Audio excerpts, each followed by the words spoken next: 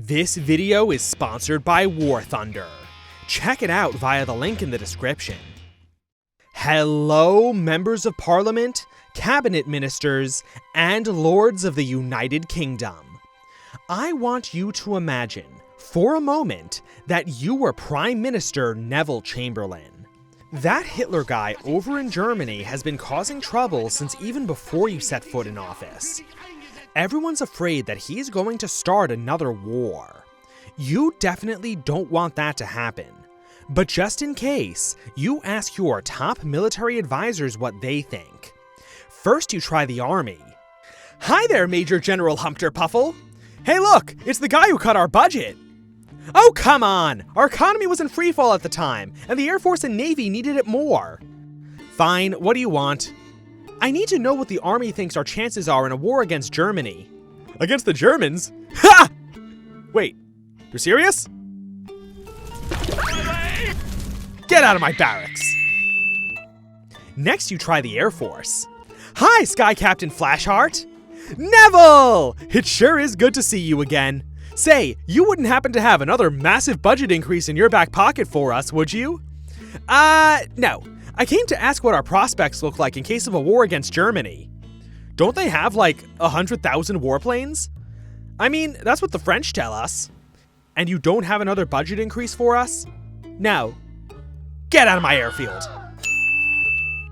And last, you try the Navy. Admiral Dinkleberry, thanks for letting me on to your giant warship in the middle of the ocean. I'm here to ask what our prospects look like in case we have to fight the German Navy. The German Navy? Ha! We'll have it at the bottom of the ocean before you can say Kriegsmarine. And the Italian Navy too? That's gonna be a tougher one, but I think the lads have it in them. And how about the Japanese Navy? The Japanese Navy? All the way in Asia? You don't mean we have to fight all three of them at the same time, do you? Well, what if the answer was yes? Get off my battleship! So there you are, back at 10 Downing Street, with an important decision to make. On the one hand, you want to contain Germany. On the other hand, your entire military has told you that's impossible without a very expensive rearmament program, one that would require time. As far as you know, there's only one way to get it: appeasement. So you can call me Ezekiel, and this is the appeasement era leading up to World War II.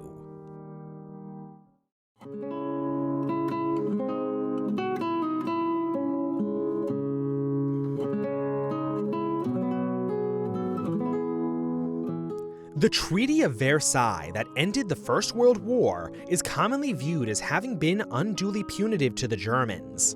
The resentment it caused, combined with the economic crisis of the 1930s, is often cited as the reason for the rise of the Nazis and their drive to start a Second World War.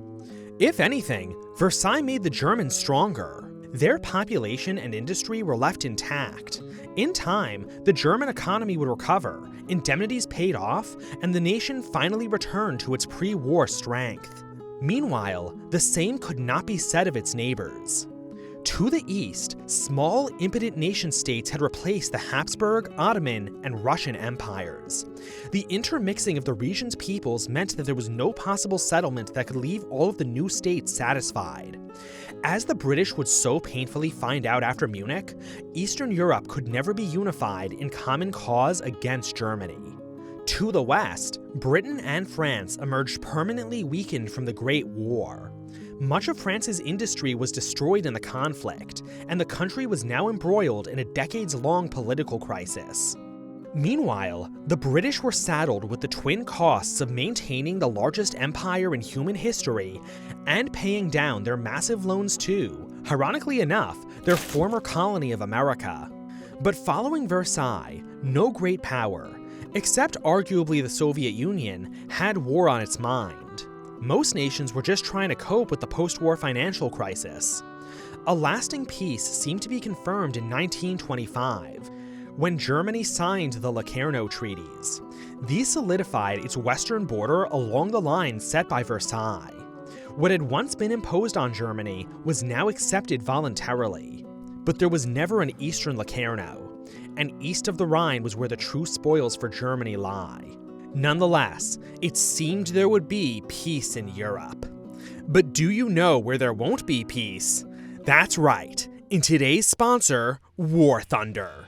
Even if you've played War Thunder before, you don't want to skip this, because we have rewards for returning players too.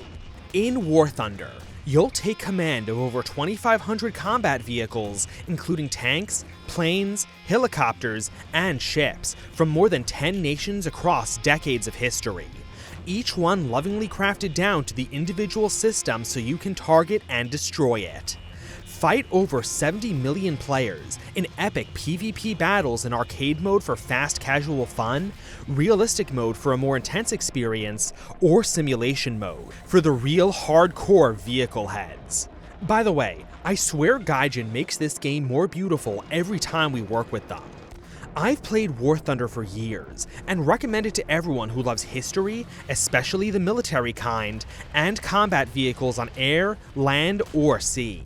The game is totally free, available on both PC and consoles, and is highly optimized, so runs well and looks great even on lower-end machines. When you sign up using our exclusive link in the description, new and returning players who've not played in the last 6 months get an awesome bonus pack, including multiple premium vehicles, the Eagle of Valor decoration, 100,000 silver lines, and 7 days of premium time. But you need to act fast, because this offer is only available for a limited time. Links in the description. Please show War Thunder lots of love, because sponsors like them make this channel possible. The fact that they make an awesome game is a huge bonus. And now, back to the video.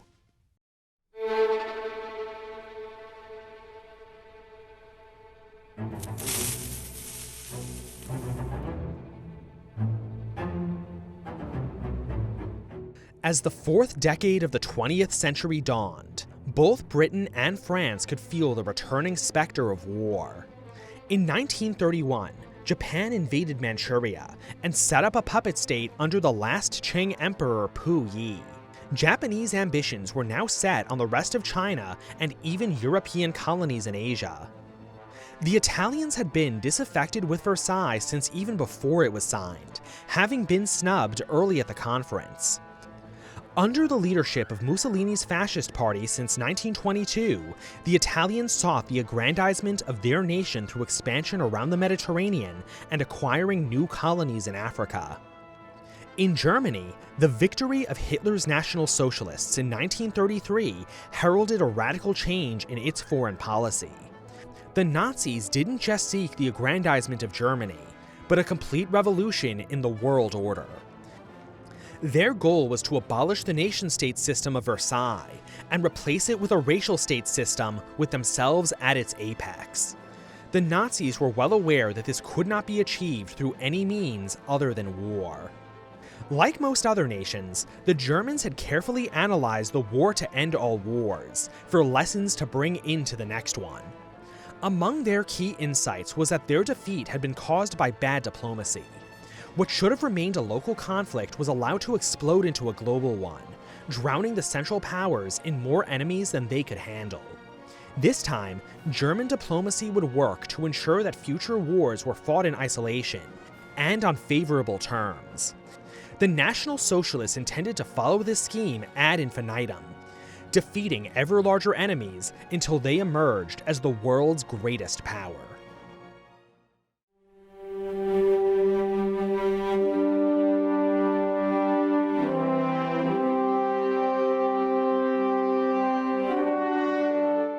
Since 1919, the United Kingdom had followed the so-called 10-year rule, stating that the empire would not have to fight a major war for at least a decade. With that in mind, the British cut military spending to the bone. As a result, in the words of Paul M. Kennedy in Strategy and Diplomacy, 1870 to 1945, the fighting strength of the British Empire was weaker in relation to its potential enemies than any time since 1779. The newly emerging threats of Germany, Italy, and Japan meant this had to change. The Army, Navy, and Air Force all made clear that they'd need years of rebuilding just to stand a chance in open war. But even then, no amount of time or spending could make them strong enough to defeat Germany, Italy, and Japan together. Not even the likelihood of French help improved Britain's outlook, as the British had a not unfounded skepticism of their military. France had seriously underestimated German strength in the last war, which they now compensated for with massive overestimates. In 1929, this drove the French to construct a massive network of fortifications on their German border known as the Maginot Line. While the line did make the German border virtually impenetrable, it also bred a dangerously lethargic mindset in France's leadership. Unable to rely on the French, Britain pursued a limited liability strategy for their rearmament. This meant focusing rearmament spending on the Navy and Air Force to defend the home islands and empire from invasion and bombing. Once those priorities were secure, the Navy and Air Force would go on the offensive, with blockades and bombing campaigns of their own. Behind the lines, the British Empire would be leveraged to generate a ground army large enough to finally conclude the war in Britain's favor. France's role was to use its ground army to defend itself until Britain's expeditionary forces were ready, a process that was expected to take several years. Britain's focus on air power should be understood in the context of its time. Bombers in the 1930s were thought of similarly to nuclear weapons today, unstoppable and extremely destructive. British estimates claimed that between 30 and 40,000 people would be killed or maimed in the first 10 days of bombing alone. But in reality, that was roughly the number who died in the entire Blitz. Because Britain had no way of knowing when exactly war would begin, limited liability called for never spending more on its military budget than the Treasury could permanently support. This responsible budgeting also created the possibility of Britain simply outlasting its rivals, who generally spent unsustainable amounts on their armed forces. Lastly, British diplomacy, not unlike that of Germany, would work to minimize the number of enemies they'd have to fight. That meant reconciling with any or even all of Germany, Japan, and Italy. The British would also work to gain allies by maintaining Britain's alignment with France, winning support in the Dominions, and with any luck, convincing the Americans to break out of their isolation and save her mother country.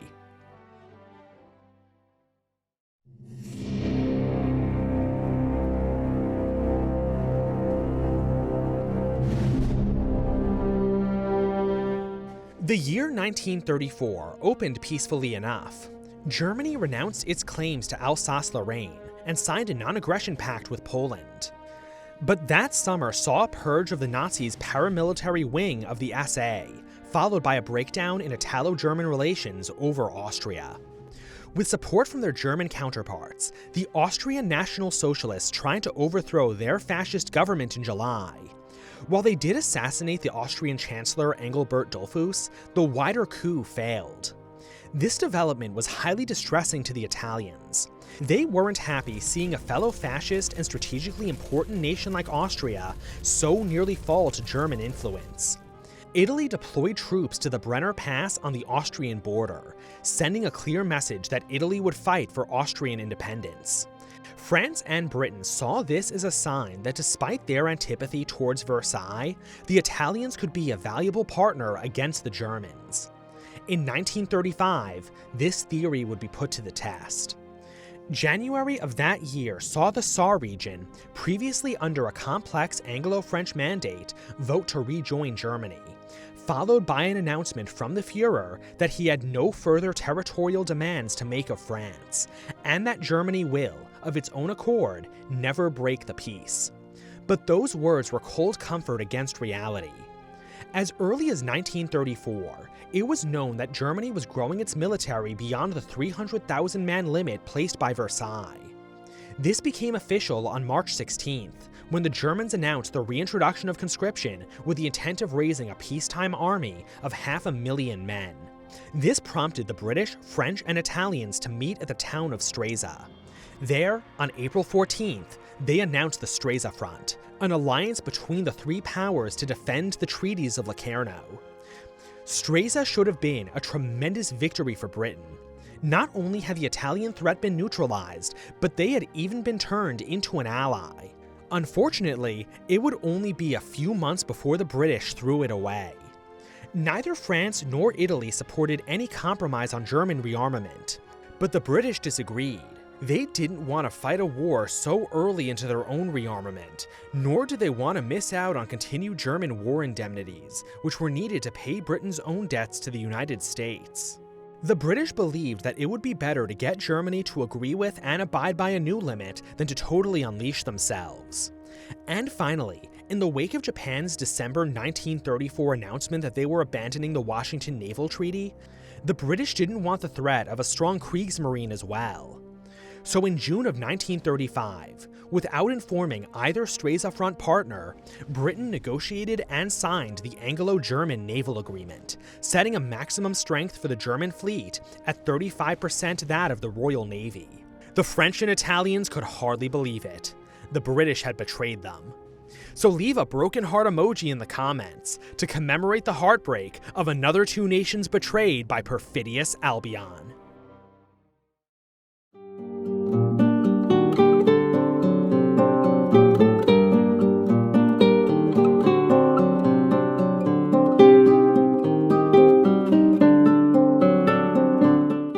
Back in 1895, Italy tried and failed to conquer Ethiopia in the botched Italo-Abyssinian War.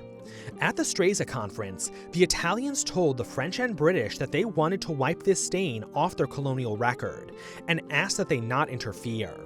Both agreed, so assurances in hand, 500,000 Italians invaded Ethiopia on October 3, 1935. Knowing they'd eventually lose the war without Allied help, the Ethiopians forced the issue at the League of Nations, invoking its charter which stated that an attack on one member was an attack on all of them. The Ethiopians were able to get the League to embargo Italy, but Britain and France only participated superficially. Remaining uninvolved became harder after the Ethiopian Christmas Offensive, which briefly pushed the Italians back to their colonial border. Wishing to preserve some of the League's legitimacy, the Allies tried offering a compromise, where Ethiopia would give up 2/3 of its territory in return for a thin strip of land connecting it to the coast.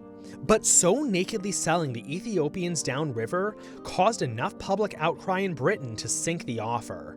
In the end, after resorting to chemical weapons, the Italians entered the Ethiopian capital on May 5, 1936.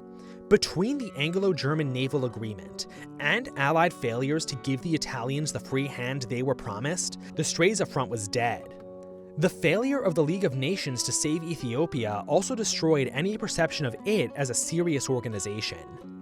All of this left the Italians free to pursue a pro-German policy, even going as far as to support their influence in Austria, previously an Italian red line.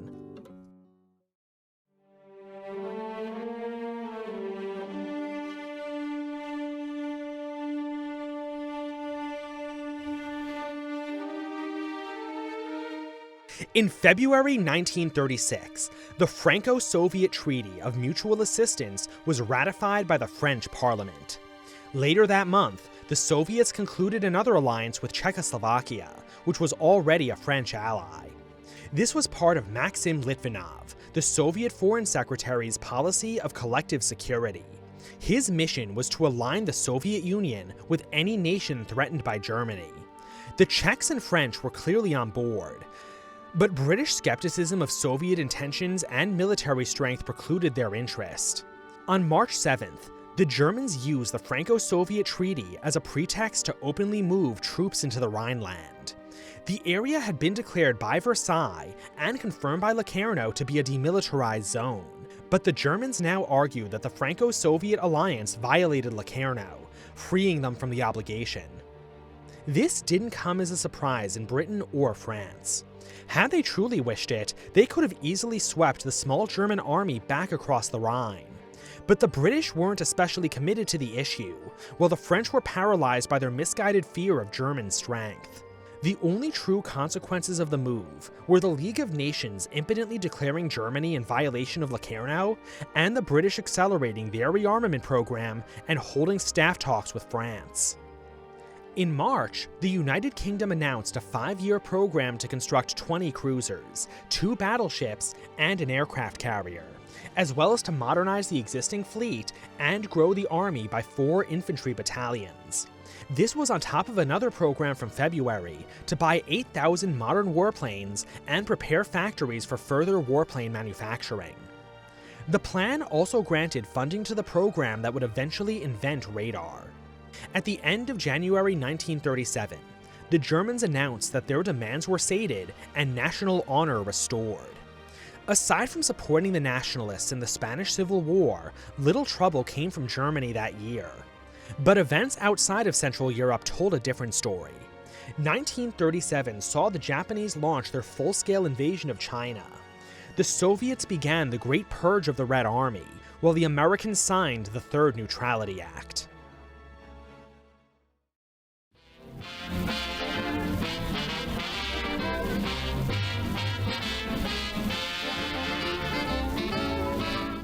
On May 28, 1937, Neville Chamberlain became Prime Minister of the United Kingdom.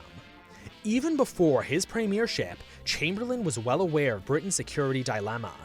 As Chancellor of the Exchequer, he had been one of the chief advocates for limited liability. Now as Prime Minister, he planned to continue that trend. But, with the Great War still in living memory, Chamberlain was also guided by a genuine humanitarian desire to prevent war from breaking out in the first place. He planned to reach out to the Germans and Italians in hopes of finding a compromise they would find acceptable. In January, Chamberlain floated an elaborate deal to co-run a large international zone in Africa alongside the Germans if they'd agree to rejoin the international system. But events in Asia distracted from this plan. On August 26th, a British-flagged car carrying their ambassador to China was attacked by a Japanese airplane, seriously wounding him.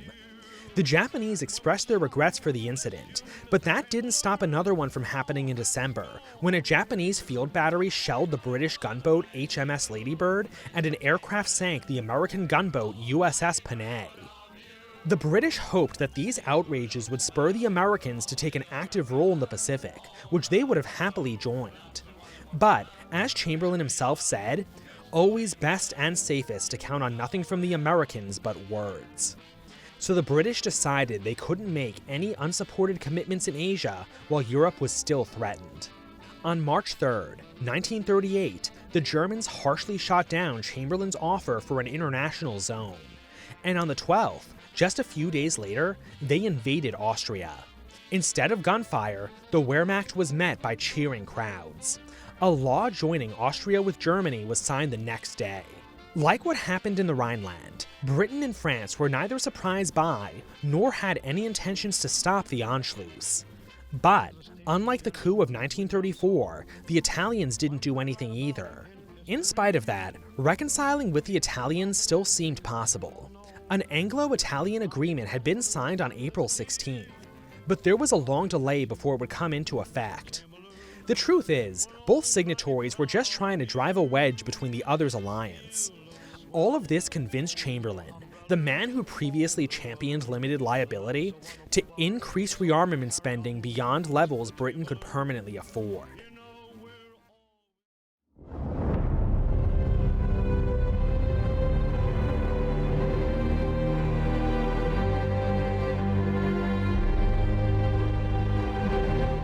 The Anschluss of Austria had placed Czechoslovakia into an unenviable position.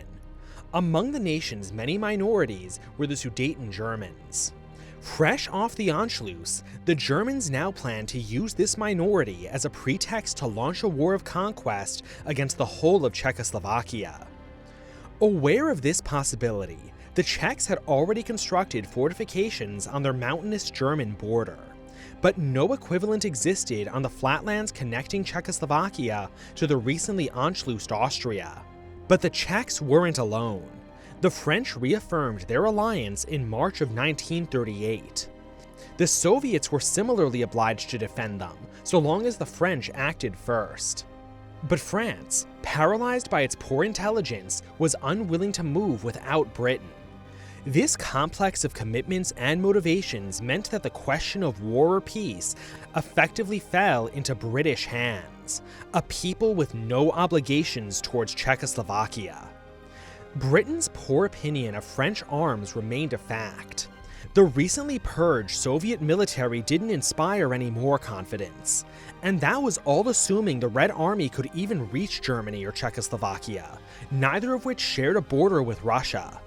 None of the intervening nations were interested in allowing the communists through their territory. The Allies could hardly help Czechoslovakia themselves. Neither Britain nor France had a border with them. The best they could do was to attack Germany from the other side. But the British weren't even ready to do that, as their rearmament had yet to make an impact, and public opinion at home was against any war on behalf of a country most Britons couldn't place on a map. Even the few who did understand the conflict couldn't understand why Britain should fight a war to deny the Sudeten Germans national self-determination, something for which the British ostensibly stood. The Dominions were no more enthusiastic.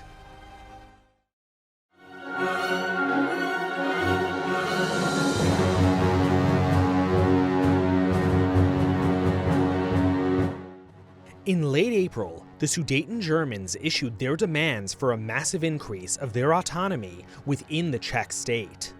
The British convinced the French to encourage the Czechs to make concessions, something which France only agreed to on the condition Britain took the lead, so France could save face on their betrayal. As the British tried to find an accommodation with Germany, a series of misunderstandings threatened to upend the whole process. That May, the Czechs, British, and French all received reports of a German military buildup. This prompted the Czechs to mobilize 174,000 men, and for the British to warn Germany, if France went to war, they might have to follow. All of this was exacerbated by the special train incident, wherein a large number of British officials in Germany boarded a train to leave for France, seemingly to avoid imminent war. But this whole May crisis turned out to be a hoax. The Germans were not preparing to invade Czechoslovakia, and the train incident was actually a long-planned vacation for the officials aboard. When the invasion failed to materialize, it looked like the Germans had backed down in the face of Allied threats. The whole episode hardened German resolve to destroy Czechoslovakia, and British commitment to prevent the breakout of war. Even after the resolution of the May Crisis, negotiations between the Czechs and Sudeten Germans weren't going anywhere. Pressure from all sides forced the Czechs to give up concession after concession, only for the Sudeten Germans to remain unsatisfied. Talks hit a deadlock in July. All the while, the Soviets tried pushing their collective security policy by assuring the British they would defend Czechoslovakia so long as France did so first. They also suggested invoking Article 2 of the League of Nations Charter, stipulating that members were obliged to consult together if war seemed imminent. But the British remained as disinterested in Soviet support as ever. By early September, the Czechs became so desperate that they caved into every Sudeten German demand. This came as a shock to the Germans, who tried making their demands so unreasonable that the Czechs would have to refuse them, and so justify war. But the Germans were able to find a way out. Hitler's speech at the September 1938 Nuremberg rally was, as expected, highly antagonistic towards the Czechs. It triggered riots in the Sudetenland, where a Sudeten German deputy was supposedly struck by a Czech policeman. This was used as a pretext for the Sudeten Germans to break off negotiations. War seemed imminent, until, on September 14th, Neville Chamberlain resorted to a final, desperate measure. Plan Z. A last-second personal visit to Germany where he'd meet face-to-face with Hitler and work out a resolution in person.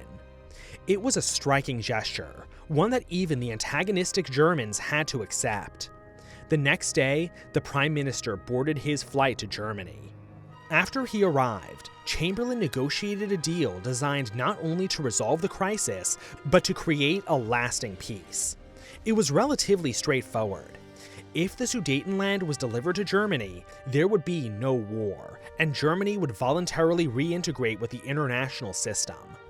This may seem remarkably naive, but from Chamberlain's perspective, it was a win-win deal. If the Germans abided by the terms, there would be peace. If they broke them, Germany would become a pariah on the world stage, and time will have been bought for the rearmament Britain needed to deal with it.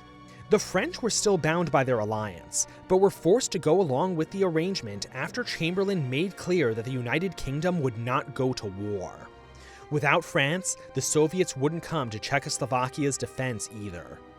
After begging the Allies to reconsider, Czechoslovakia's government issued the following statement.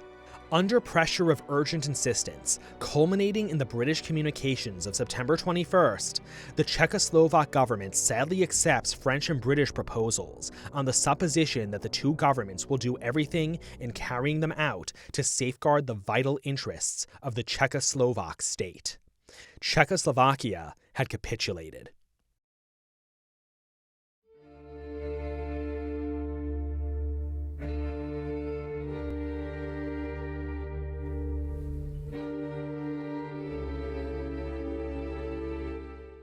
With the Czechs coerced, Britain and Germany needed to figure out what the handover of the Sudetenland would look like and begin the process of German reintegration.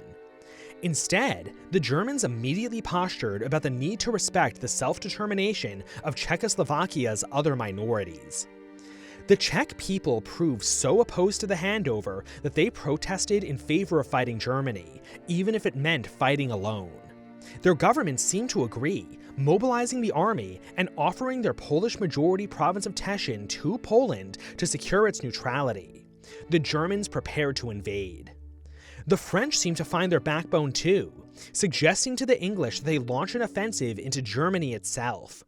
The German border was only defended by 8 divisions against France's 23.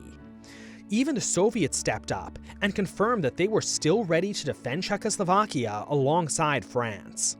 For the third time, it looked like there would be war, and also for the third time, Britain stopped it. As far as they were concerned, the situation hadn't changed. War was not any more popular at home or in the Dominions. Rearmament had yet to make meaningful progress, and the French and Soviet armies were just as unimpressive as ever, nor did anyone have any way of reaching Czechoslovakia. Interestingly, the Germans also discovered that there wasn't much support for war on their home front either. This realization played a major role in their decision to invite the French and British to a conference in Munich mediated by the Italians.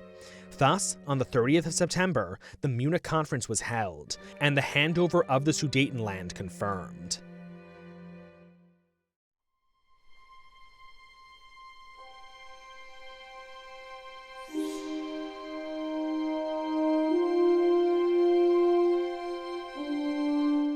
On September 30th, 1938, Chamberlain stepped off his plane from Munich, flashed a piece of paper at an adoring audience, and declared, I have been talking with the German Chancellor, Herr Hitler, and I have in my hand a piece of shit.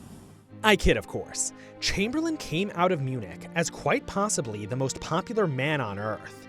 The premier was lavished with gifts and praise from all corners. As for the actual quote, the premier actually said the following from the balcony of 10 Downing Street.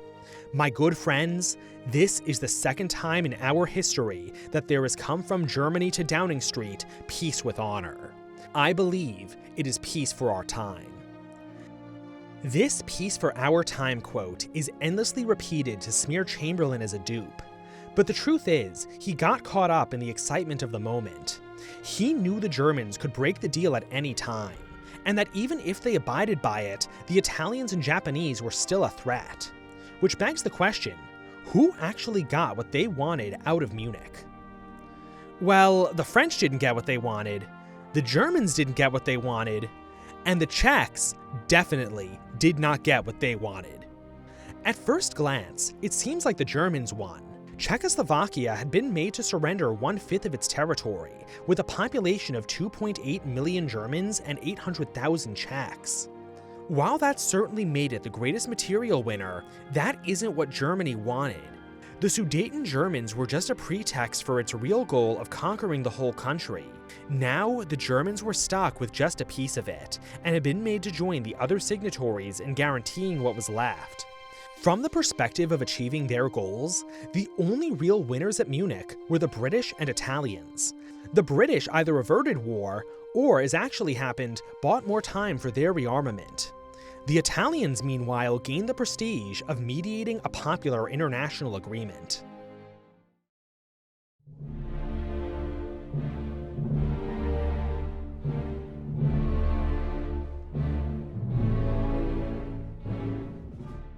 It didn't take long after Munich for it to become clear that the Nazis were not going to abide by their agreement. Germany refused to rejoin the League of Nations, or even so much as sign a simple trade agreement with the British. In October, the Germans collected their share of Czech territory and began dismembering what was left. The Poles occupied the Polish-majority province of Zaolzie, and in November, the Germans awarded a Magyar-inhabited region to Hungary. Germany's rapidly deteriorating international standing was not helped by Kristallnacht. In retaliation for the November 7th assassination of a German secretary at the Palace Embassy by a Polish Jew, Jewish-owned businesses, homes, and religious sites were destroyed, and 30,000 men sent to concentration camps. The Anglo-Italian agreement didn't prove much better than Munich. After a tremendous delay, it was finally ratified on November 16th. But instead of calming the situation, the Italians launched a propaganda campaign demanding Tunis, Corsica, Nice, and Savoy from France.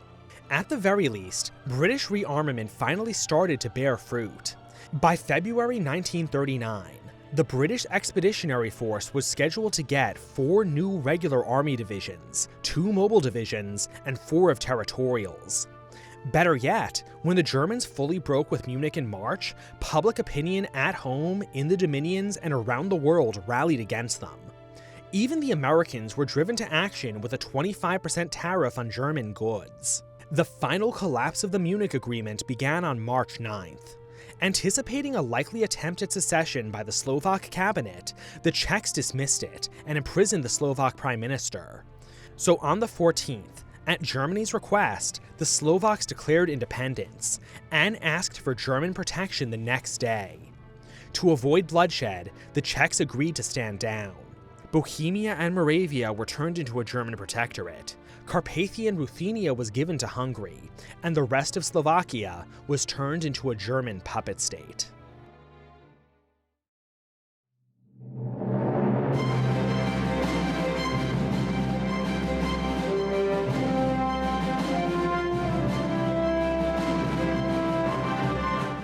Now that it was clear the Germans could only be stopped through war, the British and French started building an alliance of the remaining free states of Europe.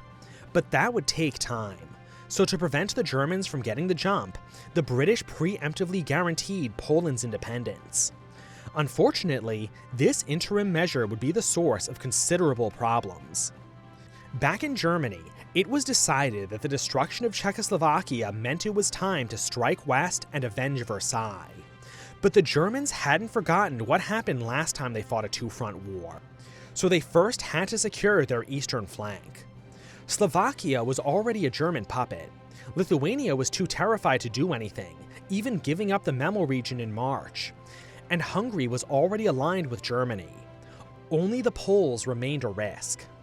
In March, the Germans tried offering Poland to align itself with them, on similar terms to Hungary. This meant joining the Anti-Comintern Pact, and constructing a railroad link across the Polish corridor.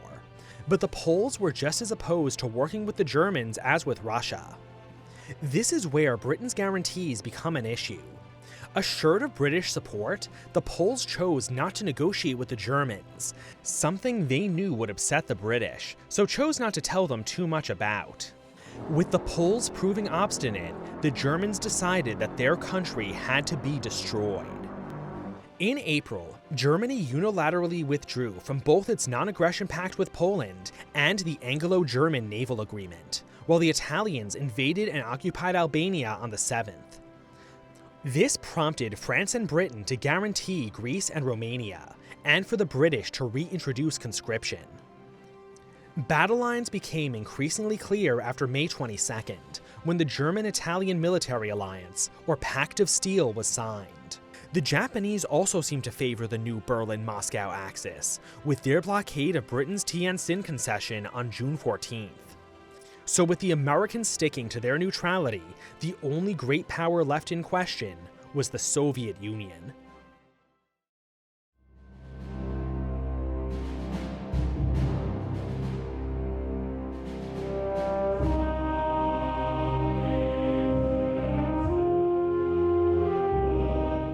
The most important nation Britain needed for its alliance also happened to be the one they least wanted to work with. The Soviets had grown wary of British rebukes and were now in a stronger position after the breakdown of Munich. There were also signs that they were turning their backs on collective security, most notably Litvinov's replacement by Vyacheslav Molotov as People's Commissar for Foreign Affairs. The Allies were slow to recognize their situation, so painfully dragged out the negotiations. The Russians wanted to strike all mention of the League of Nations from their agreement, include specific guarantees for Latvia, Estonia, Finland, Belgium, Greece, Turkey, Romania, and Poland, but none for Switzerland or the Netherlands as the Allies had wanted, and insisted on a prohibition on separate peace and the creation of a military agreement. The Poles and Romanians objected to the Soviet guarantees, while the Finns, Estonians, and Latvians didn't want any guarantees from anyone. The French, clearly the more self-aware of the Allies, wanted to move forward, but the British instead came back with a rather insulting treaty that didn't name any of the guarantee nations, instead replacing them with a consultation between the signatories in the event of an invasion, dropped the prohibition on separate peace, and re-added the League of Nations. Frustration and suspicion rose on all sides. By August, negotiations crawled their way to one of the biggest issues, the same one that haunted them during the Czech Crisis. The Soviet Union still had no border with Germany. It had to pass through Poland and Romania to reach it. Despite Allied outreach, neither nation was willing to have the Red Army in its territory. As Allied-Soviet talks ground on, the British received multiple warnings of parallel negotiations between the Germans and Russians. The British blithely dismissed these warnings, but the truth was, the Germans wanted an agreement way more, and they could offer the Soviets something the Allies never could: the Baltics. On August 22nd, news broke that a Nazi-Soviet pact had been signed.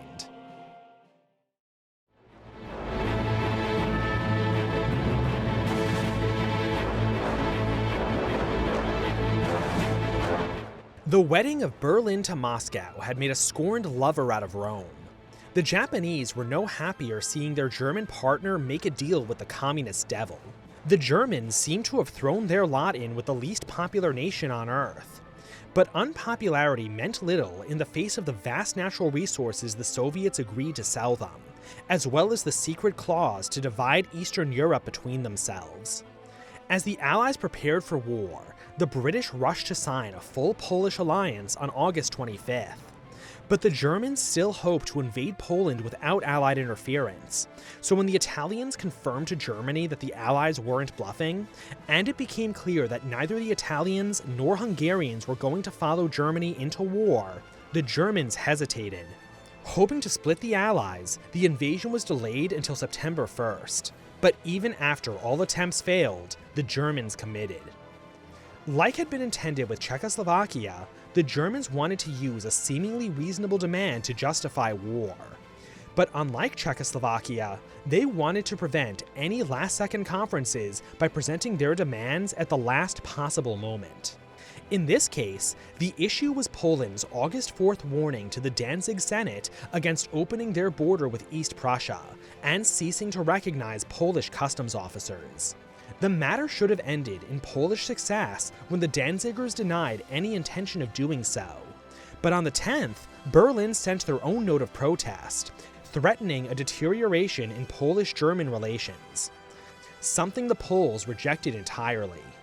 So on September 1st, after multiple fabricated incidents, the Germans invaded Poland.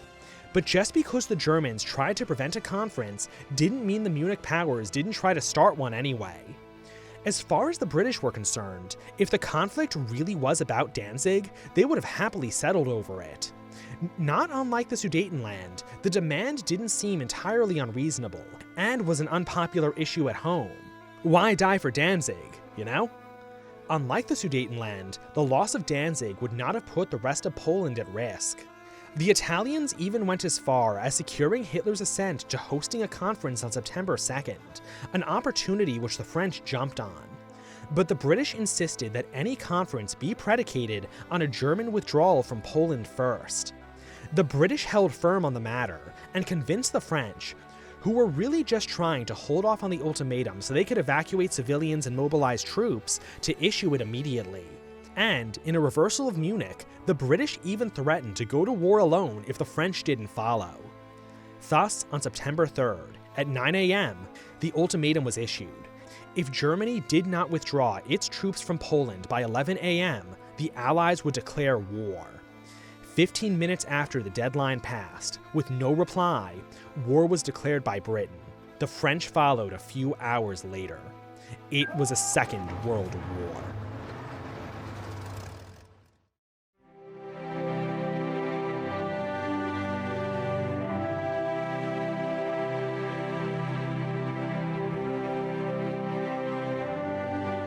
Britain's policy of appeasement had two goals. First was to avert the need for war by creating a new settlement acceptable to their potential enemies, and second was, if the price proved too high, to buy time to rearm and for diplomacy to minimize Britain's enemies and maximize her allies. Obviously, the first goal was doomed from the start. So long as the National Socialists ruled Germany, no reasonable settlement would prove satisfactory. Number two, however, seems to have been accomplished brilliantly. While the Grand Alliance of East European nations failed to materialize, Britain was followed into war by France, Poland, and the entire British Commonwealth. This was against a Germany with no allies except for its tiny puppet state of Slovakia. Before the appeasement policy, Britain's armed forces were a sad institution. Now, the Navy boasted a fleet once more capable of ruling the waves. This was against a Kriegsmarine that had been neutered by the Anglo-German Naval Agreement. The Royal Air Force, chief beneficiary of limited liability, was more than ready to stand up to the Luftwaffe. And the British Expeditionary Force, if admittedly small, was well equipped for modern war on the continent, making it a worthy complement to France's powerful army. By nearly every metric, the combined Allied militaries were superior to that of the Germans. Even the dreaded Wehrmacht, at least on paper, was weaker than the combined Franco-British armies. It may seem from this assessment that appeasement was a tremendous success, but that's based on a tragic misunderstanding. In the words of historian Gerhard L. Weinberg, from his A World at Arms, A Global History of World War II, France's mentally debilitated leadership hoped to offset its 30% underestimation of German frontline strength in 1914 by a 300% overestimation of German frontline strength in the 1930s. British assessments of Germany's strength weren't much better. From Norrin M. Ripsman and Jack S. Levi's Wishful Thinking or Buying Time, The Logic of British Appeasement in the 1930s, there is good reason to believe that British policy was based on flawed intelligence estimates of relative power. Wark, for example, argues that the British underestimated German power in the early 1930s, which led Britain to tolerate German revisionism, and overestimated German air power in 1938, which made Britain too timid in the face of German moves in Central Europe. The reality is that the appeasement of Germany was largely unnecessary. The Germans could have easily been crushed had the British and French simply mustered the will to act sooner. But policymakers and diplomats could only work with the information they were given. Nonetheless, appeasement did its job. A rearmed Britain entered the war alongside France, Poland, and the entire British Commonwealth against an isolated Germany. But as we all know, the Allies didn't win in those first years of the war. In fact, 1939 to 1940 would be an unmitigated disaster for the Allies. Why? Well, just because the diplomats did their jobs doesn't mean the generals did. And oh boy, did the generals not do their jobs. The coming campaigns of 1939 to 1940 will witness one of the most incredible combinations of cowardice, incompetence, and sheer bad luck to ever befall an alliance of great powers. One that, when it's over, will see the Germans supreme on the continent. But that's a story for our next video, because this has been the Appeasement Period leading up to World War II. This video was funded by Neville Chamberlain as a part of his propaganda efforts to justify Britain's rearmament schemes, including his cabinet ministers Bullitt, Feline Man, G.S. Rogers, Josiah, Karazin, Lord Inquisitor Zarius Drackhart, Pater, Petri von Steiff, Swiss Cheesus, the Raven Union, the Union of X, and by this video's awesome sponsor, War Thunder. Links to them and where you can support us directly are in the description. Remember, when you sign up for War Thunder using our exclusive link, new and returning players who have not played in the last 6 months get an awesome bonus pack, but only for a limited time. Like, comment, and subscribe for more. I'll see you in the next one. I am speaking to you from the cabinet room at 10 Downing Street. This morning, the British ambassador in Berlin handed the German government a final note, stating that unless we heard from them